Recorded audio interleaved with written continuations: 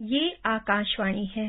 कार्यक्रम मंथन में प्रस्तुत है भारत में खाद्य सुरक्षा की सशक्त व्यवस्था पर चर्चा। इसमें भाग ले रहे हैं कृषि विशेषज्ञ हरवीर सिंह और आकाशवाणी संवाददाता वीरेंद्र कौशिक।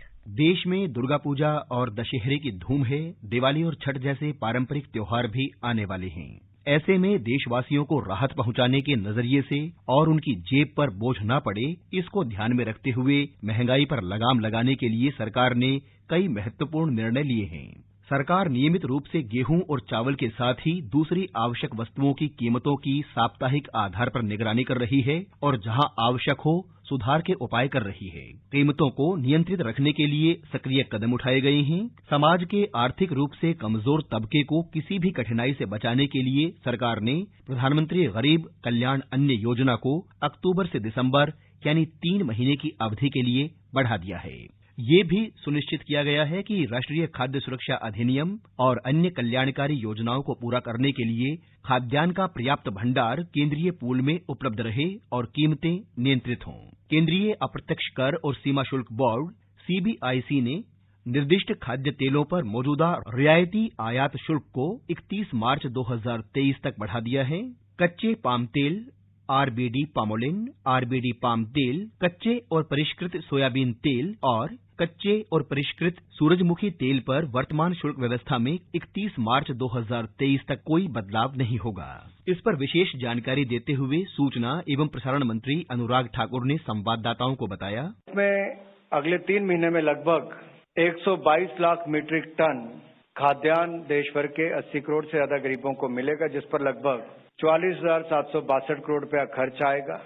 पहले से लेकर छठे चरण तक 3,45,000 करोड़ रुपया अब तक इस पे खर्च किया जा चुका है, जो सब्सिडी मिली है। और 7वें चरण में 122 लाख मीट्रिक टन खाद्यान्न 80 करोड़ से ज्यादा जरूरतमंद गरीबों को मिलने वाला है और कुल मिलाकर लगभग 3,91,000 करोड़ रुपया इसके ऊपर खर्च आएगा। प्रधानमंत्री नरेंद्र मोदी ने बताया कि कोरोना संकट के दौरान विपरीत परिस्थितियों के बावजूद भारत ने कल्याणकारी योजनाओं को लागू कर एक अनूठी मिसाल पेश की है।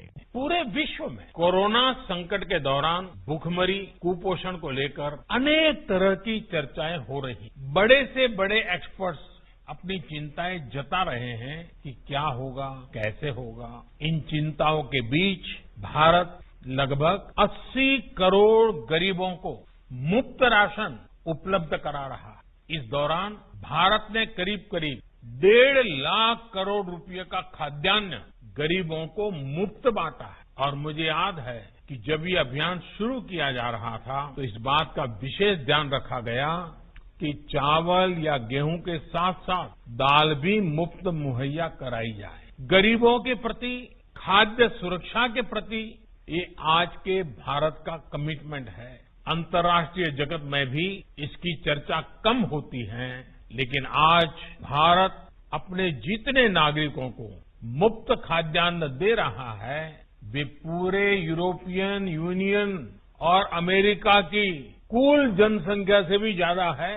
लेकिन कई बार हम रोजाना के जीवन में एक बड़ा ट्रेंड मिस कर देते हैं। फूड सिक्योरिटी को लेकर भारत ने जो किया है उस मामले में भी कुछ ऐसा ही हुआ है। मेरे कुछ प्रश्न हैं जिससे जो हमारे इंटरनेशनल एक्सपर्ट्स हैं उन्हें एहसास होगा कि भारत ने इस दिशा में क्या हासिल किया है। क्या आप ये जानते हैं कि साल 2014 तक सिर्फ 11 राज्यों में फूड सिक्योरिटी एक्ट लागू था और उसके बाद ही ये पूरे देश में प्रभावी तरीके से लागू हो पाया। विश्व खाद्य संकट दुनिया के लिए चुनौती बनता जा रहा है, जिसका सामना करने के लिए व्यापक कदम भी उठाए जा रहे हैं। भोजन की कमी मौजूदा आबादी के अस्तित्व के लिए खतरे का संकेत है, लेकिन भारत के खाद्यान्न भंडार में बढ़ोतरी पिछले कई सालों से जारी है।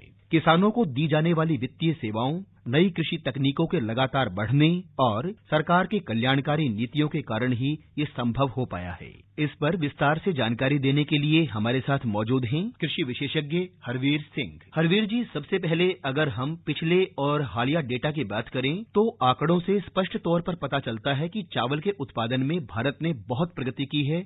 ये कितना सही है? हम लोगों ने लगातार रिकॉर्ड फूड ग्रेन प्रोडक्शन किया और बेहतर मानसून रहे बैक टू बैक। उसके चलते 2021-22 का जो आंकड़े आए उसमें जो फोर्थ एडवांस एस्टीमेट थे उसमें रिकॉर्ड प्रोडक्शन है 315 मिलियन टन का, उससे भी ज्यादा। और उसमें राइस का प्रोडक्शन भी हमारा काफी ज्यादा है, अभी तक का रिकॉर्ड है। तो इसलिए ये एक बेहतर बात है कि हमारे पास स्टॉक्स भी अच्छे रहे क्योंकि प्रोडक्शन अच्छा था। तो इसके चलते भारत इस वक्त जो है दुनिया का जो सिचुएशन है खाद्यान्न के मामले में वहां पर बेहतर स्थिति में है। और उसी के चलते अगर हम ये माने कि जो FAO का जो फूड इंडेक्स है वो रिकॉर्ड लेवल पर चला गया था, उसके बावजूद हमारे यहाँ खाद्यान्न की जो कीमतें हैं वो बहुत ज्यादा नहीं बढ़ी थी। चीनी के उत्पादन से जुड़े आंकड़े भी हमें बताते हैं कि पिछले लगभग 12 वर्षों में बहुत अधिक उत्पादन हुआ है। हाँ, इस साल चीनी का उत्पादन रिकॉर्ड तक पहुंचा है और हमारी जो खपत है करीब 270-75 लाख टन तक की है। हमने इस साल 100 लाख टन चीनी का निर्यात किया, तभी कर पाए। और इसके पहले साल भी किया करीब 60 लाख टन का, उसके पहले साल भी किया। ये तभी संभव हुआ कि जब हमारे पास सरप्लस में चीनी थी। और ये इत्तेफाक ये था कि दुनिया के मार्केट का हमें बहुत फायदा मिला। जिस वक्त दुनिया के जो बड़े चीनी उत्पादक देश हैं उसमें ब्राजील हो, थाईलैंड हो, जब वहां पर उत्पादन गिर रहा था उस साल हमारा उत्पादन बेहतर था। अभी तक लेटेस्ट जो इसमें निर्यात की जो अनुमति है शुगर सीजन का एक्सपोर्ट का जब हम माने, बिना सब्सिडी के भी हम लोग बेहतर दाम पर निर्यात कर पाए क्योंकि इंटरनेशनल मार्केट हमारे लिए सुटेबल था और हमारे पास देश में सरप्लस स्टॉक काफी ज्यादा था। तो उससे दोहरा फायदा हुआ। एक तो जो प्रोड्यूसर कंपनी थी उनके पास एक्स्ट्रा स्टॉक उनको मेंटेन नहीं करना पड़ा, उनका रेवेन्यू फ्लो अच्छा हुआ जिससे कि किसानों को सही दाम मिल पाए। और दूसरी तरफ मार्केट से जो हम लोगों ने फायदा उठाया बेहतर दाम का, हम लगातार कॉम्पिटिटिव रहते हुए निर्यात कर पाए। हरवीर जी, आपसे ये भी समझना चाहेंगे कि गेहूं की अगर हम बात करें तो रूस और यूक्रेन के बीच जब से युद्ध शुरू हुआ दुनिया के तमाम देशों की नजरें भारत पर टिक गई। गेहूं को लेकर मिस्र ने भी गेहूं के आयात के लिए भारत से अनुरोध किया। हमारे देश में गेहूं के भंडार के बारे में आप क्या कहेंगे? सरकार का जो अनुमान है वो 106 मिलियन टन का है, पिछले साल से थोड़ा कम है जो पहले एक बार जो अनुमान जारी किए गए थे उनके मुकाबले, क्योंकि हम लोग 111 मिलियन टन का उत्पादन का अनुमान लगा रहे थे। जो अचानक का तापमान में बढ़ोतरी हुई मार्च के महीने में, उससे फसल के ऊपर प्रतिकूल असर पड़ा। लेकिन उसके पहले हमारे पास जो स्टॉक थे हमने बड़े पैमाने पर निर्यात किया। पहली बार 70 लाख टन तक हमने निर्यात किया। इस बार भी स्थिति ये थी कि भारत की तरफ पूरी दुनिया देख रही थी क्योंकि गेहूं का करीब 25% हिस्सेदारी है निर्यात मार्केट में, वो यूक्रेन और रूस की है। लेकिन जो यूक्रेन और रूस के बीच जो युद्ध चल रहा था उसके चलते जो अभी भी जारी है, ये लोग मार्केट में नहीं आ पाए। हालांकि अभी पिछले दिनों एक समझौता हुआ यूएन के और टर्की के हस्तक्षेप के बाद और कुछ शिप्स जो है यूक्रेन से निकले हैं। उसका नतीजा भी ये हुआ कि अंतर्राष्ट्रीय मार्केट में गेहूं के दाम में गिरावट आई।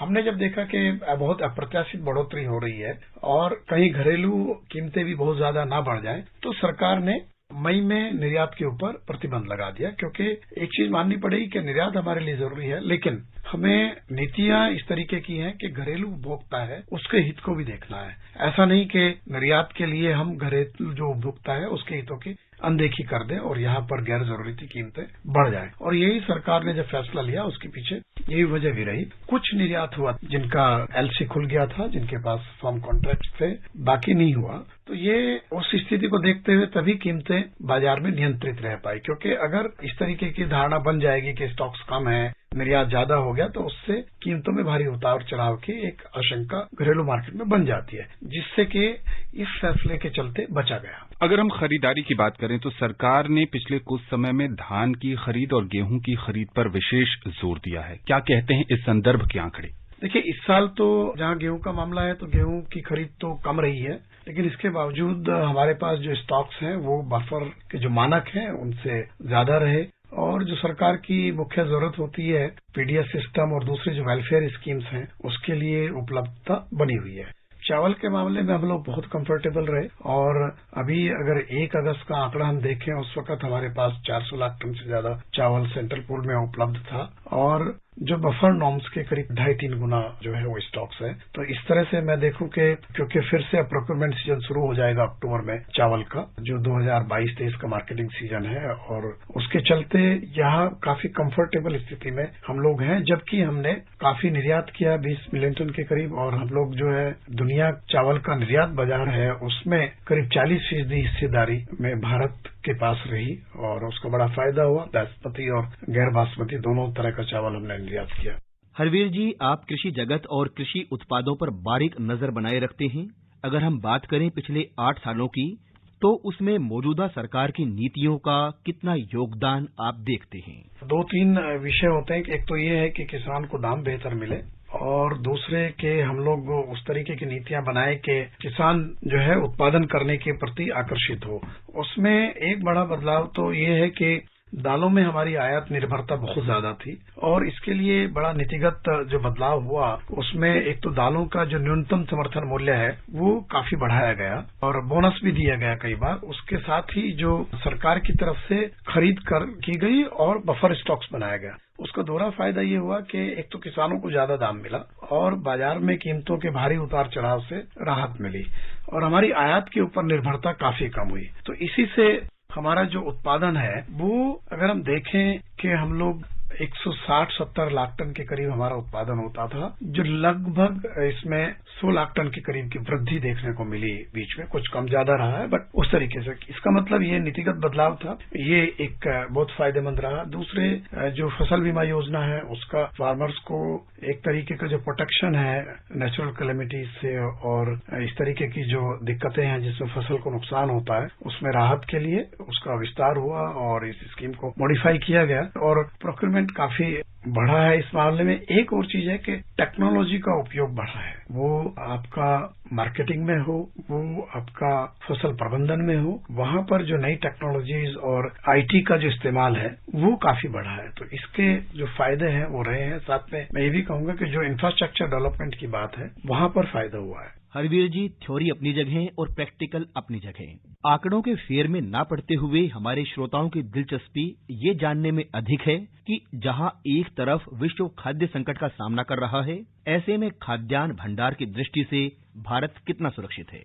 देखिए, मैं इसमें बहुत ही स्पष्ट रूप से कहना चाहूंगा कि एक तो लगातार 3 मानसून बैक टू बैक सामान्य मानसून रहे, और अगर हम देखें कोविड जैसे मुश्किल दौर में भी हमारे देश के किसानों ने बहुत बेहतर उत्पादन किया। हमारे पास खाद्यान्न के भंडार थे, जिसके चलते जरूरतमंद लोग थे उनको मुफ्त में 5 किलो प्रति व्यक्ति राशन दे पाई, क्योंकि हमारे पास स्टॉक्स थे। जो प्रधानमंत्री गरीब कल्याण अन्न योजना इसी के चलते चली, इसका श्रेय हमारे किसानों को जाना चाहिए। और कोविड के दौर में जब रबी की फसल तैयार थी, उसकी खरीदारी होनी थी, उसकी कटाई होनी थी, स्पेशली इस तरीके के राहत और डिसीजन लिए गए कि जो कृषि का जो कार्य है वो बाधित ना हो। इसके चलते अगर आप देखें, जब हमारी ओवरऑल इकोनॉमी करीब 7% सिकुड़ गई थी, उस वक्त भी कृषि क्षेत्र की जो वृद्धि दर है वो 3% से ज्यादा रही थी। उसका मतलब ये है कि जो ग्रामीण भारत की जो लाइफ लाइन है, उनका जो आय का स्रोत है, उनकी जो खाद्य सुरक्षा है वो बनी रही। तो ये एक बहुत बड़ा श्रेय एग्रीकल्चर सेक्टर को, देश के किसानों को, और जिन लोगों ने उस तरह से नीतियां डिजाइन की उनको जाता है। इसीलिए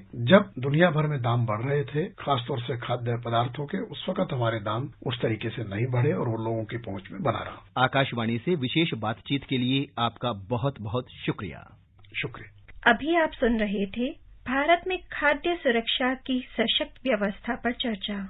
इसमें भाग ले रहे थे कृषि विशेषज्ञ हरवीर सिंह और आकाशवाणी संवाददाता वीरेंद्र कौशिक। यह कार्यक्रम आकाशवाणी के समाचार सेवा प्रभाग द्वारा प्रस्तुत किया गया। इसे आप हमारे mobile app news on AIR और YouTube channel news on AIR official पर भी सुन सकते हैं। इस कार्यक्रम के संबंध में अपनी प्रतिक्रिया आप हमें ईमेल कर सकते हैं। पता है airnsttalks@gmail.com। यह कार्यक्रम सुनने के लिए लॉग ऑन करें हमारी वेबसाइट newsonair.nic.in।